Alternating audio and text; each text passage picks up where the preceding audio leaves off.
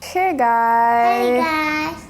Assalamualaikum. Namaskar. Welcome to my new vlog. আৰু এয়া চাইছে ন দুফালে দুটা ফটিঘাট আৰু থাকেই আৰু কোনবা নহয় কোনবা মানে ইমান দিন হৈ আহিল ইমান বৰষুণ আৰু ডাউৰিয়া বতৰ এতিয়াও আছে বৰষুণটো অকণ কমিছে বাট ডাউৰিয়া হৈ আছে যি হওক এনেদৰে আজিৰ এই ব্লগটো আৰম্ভ কৰোঁ গতিকে আপোনালোকে চাই থাকক এয়া চাওক ডাউৰিয়া বতৰ অকণ বৰষুণটো কমিছে মই আপোনালোকক ক'লোৱে ৰ'দ এতিয়ালৈকে দিয়া নাই আৰু চাৰিওফালে কাপোৰে কাপোৰ চাওক কাপোৰ গোটেইফালে কাপোৰ আৰু ফেন লগাই দিছে কাৰণ কাপোৰ নুশুকাই যিহেতু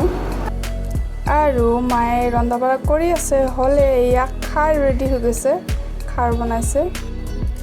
আৰু এয়া চাওক আম ৰান্ধিছে জ্বলা মিঠাকে মায়ে এইবাৰ আমাৰ ঘৰৰ আম হয় মানে ইমান গছত বান্দৰে লাগিছিল 4-5টাকে ডেইলি আহে সো মা গোটেই আমখিনি পৰাই লৈছে দাদাক দি সো এই কেঁচা কিছুমান কেঁচাও আছিল আৰু পকিছিলো তেনেকৈ আৰু বনাই দিছে আব্বাই খাই ভাল পায় সেইবাবে আৰু এতিয়া আমিও খাম আমৰ জুতি লওঁ আৰু আমৰ বতৰ যিহেতু এতিয়া আমি এয়া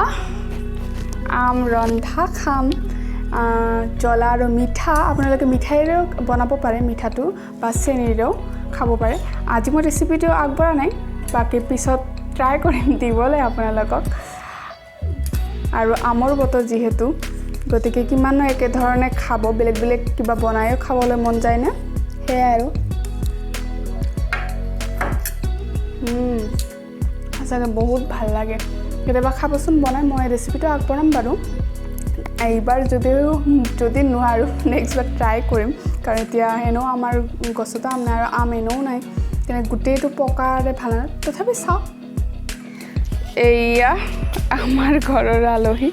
চাওক মানে আমাৰ ছাগলী পোৱালি এটা জগিছে মই আপোনালোকক দেখুৱাই দিওঁ এয়া এইজন পঠা হয় এয়া চাইছে ন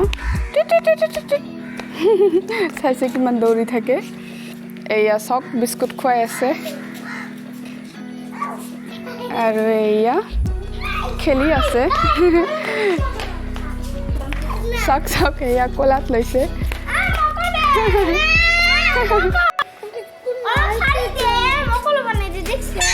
ল'ব এৰি দিয়ক দুখ পাইছে বাচ্চাটা দুখ পাইছে এৰি দিয়ক আজি দুদিনমানৰ পৰা আব্বা আৰু দাদা কৈ আছিল যে পোলাও মাংস খাব বুলি আৰু আপোনালোকক মই কৈছোঁৱে আমাৰ ছানডে বা কিবা এটা হ'লে আৰু অকল পোলাও কৈ থাকে চ' সেয়াই আৰু পোলাও মাংস খাব মায়ে পোলাও আৰু মাংস বনাব বাট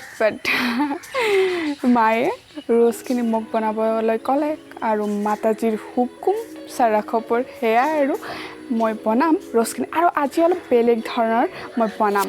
আৰু সেয়া আপোনালোকৰ আগত মই শ্বেয়াৰ কৰিম যে মই আজি চিকেন ৰ'ষ্টটো কেনেদৰে বনাওঁ চ' আপোনালোকে চাই থাকিব মই চিকেন ৰ'ষ্টটো কেনেদৰে বনাওঁ তাত চিকেন ৰ'ষ্ট বনাবৰ বাবে এয়া চব চিকেন লৈছোঁ ইয়াত 1 কেজিতকৈ অলপ বেছি হ'ব চব পিচবোৰ ডাঙৰকৈ কৰা হৈছে কাৰণ চিকেন ৰ'ষ্ট বা যিকোনো ৰ'ষ্ট বনালে অলপ পিচবোৰ ডাঙৰ কৰিব লাগে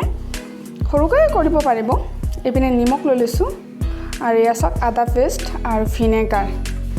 ইয়াতে মই নিমখ মই 1 চামুচমান দি দিছোঁ পিছত লাগিলে আৰু দি দিম আৰু আদা পেষ্ট মই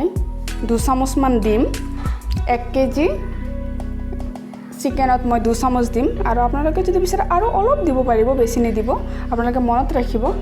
1 কেজিত 2 চামুচ মই দিওঁ এয়া চাইছে ন এইটো চামুচেৰে আৰু এইপিনে এয়া ভিনেগাৰ আছে ভিনেগাৰ মই 4 চামুচমান দি দিম 1 কেজিত মই 4 চামুচ ভিনেগাৰ দিম আৰু আপোনালোকে সেই হিচাপে মনত ৰাখিব আধা কেজি হ'লে 2 চামুচ দি দিব এতিয়া গোটেইখিনি মিশ্ৰণ মই এনেদৰে মিক্স কৰি ল'ম হাতেৰে আৰু ভালদৰে মিক্স কৰাৰ পিছত মই আধা ঘণ্টাৰ বাবে ৰাখি দিম আপোনালোকে মেৰিনেট কৰিব এনেদৰে আধা ঘণ্টা ৰাখি দিব বা 1 ঘণ্টাও ৰাখিব পাৰে মই আধা ঘণ্টাৰ বাবে ৰাখি দিম তাৰপাছত বনাম আপোনালোকে চাই থাকিব এয়া চিকেন ৰ'ষ্ট বনাবৰ বাবে মই তেল গৰম দি লৈছোঁ ৰিফাইন দিছোঁ চাহ খোৱা কাপেৰে আপোনালোকে 3-4 কাপ দি দিব বা অলপ বেছিও দিব পাৰে এয়া মই এইটো কাপেৰে দি দিছোঁ 3 কাপ মান দি দিছোঁ 3 কাপ হাফ দি দিছোঁ আৰু এতিয়া তেলখিনি গৰম হৈ গৈছে ৰিফাইনখিনি আৰু এতিয়া মই এই পিনে চাওক তেজপাত কেইখিলামান লৈ লৈছোঁ এই পিনে ইলাচি আৰু দালচিনি দুটুকুৰ ইলাচি মই 12টা মান লৈ লৈছোঁ ফটাই লৈছোঁ গোটেইখিনি এতিয়া দি দিওঁ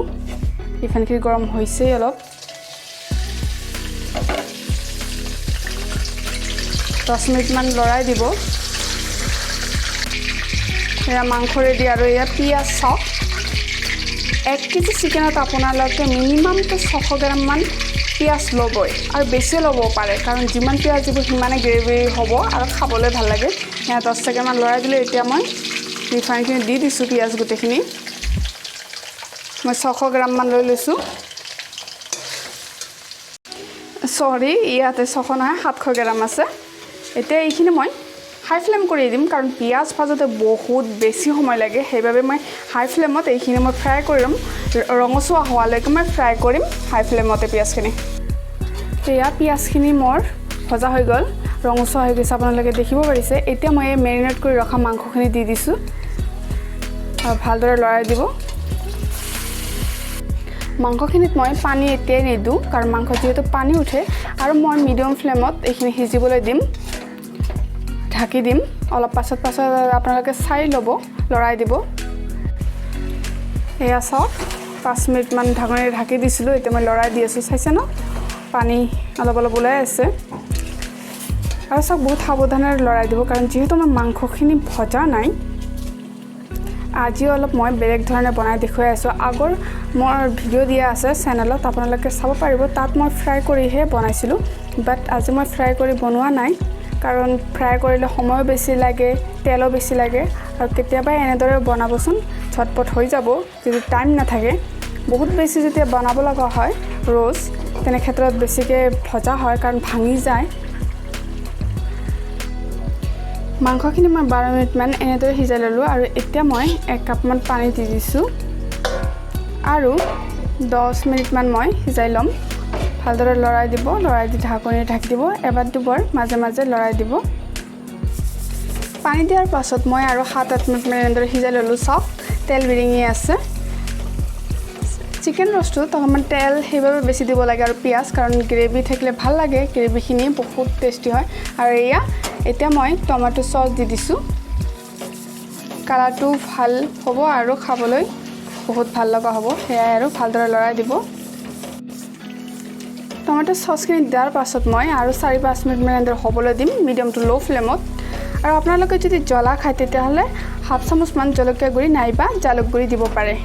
আমি নিদিওঁ কাৰণ এনেই খাই ভাল পাওঁ আদাৰ যিখিনি জ্বলা সেইখিনিৰে খাই ভাল পায় এয়া মোৰ চিকেন ৰেষ্ট ৰেডি হৈ গ'ল চাওক ৰ'ষ্টটো হৈ গৈছে গেছটো মই অফ কৰি দিছোঁ 4-5 মিনিটৰ পাছৰ এয়া চিকেন ৰ'ষ্টৰ লুক আপোনালোকে যদি এনেদৰে ৰ'ষ্ট বনাই অকল ধ্যান ৰাখিব লাগিব যেন ভালদৰে লৰাই দিব কাৰণ ভাঙিব পাৰে বহুত চান্স থাকে আৰু এই ৰ'ষ্টখিনি বনাওঁতে মোৰ 20-22 মিনিটমান সময় লাগিল বহুত বেছি সময় নালাগে জানে ব্ৰইলাৰ মাংস বেছি সময় নালাগে আৰু যেতিয়াৰ পৰা পিঁয়াজখিনি ফ্ৰাই হয় কাৰণ ইলাচি দিয়া থাকে তেতিয়াৰ পৰা ইমান ধুনীয়া গোন্ধ এটা ওলাই ন তেতিয়াৰ পৰা খাওঁ লাগি যায় যি হওক ফাইনেলি মোৰ ৰ'ষ্ট ৰেডি হৈ গ'ল আৰু আপোনালোকে এনেদৰে এদিন ট্ৰাই কৰিব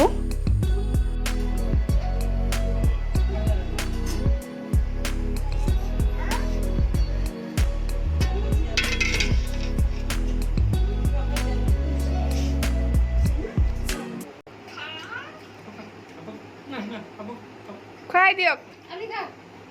মোক খুৱাই দিছে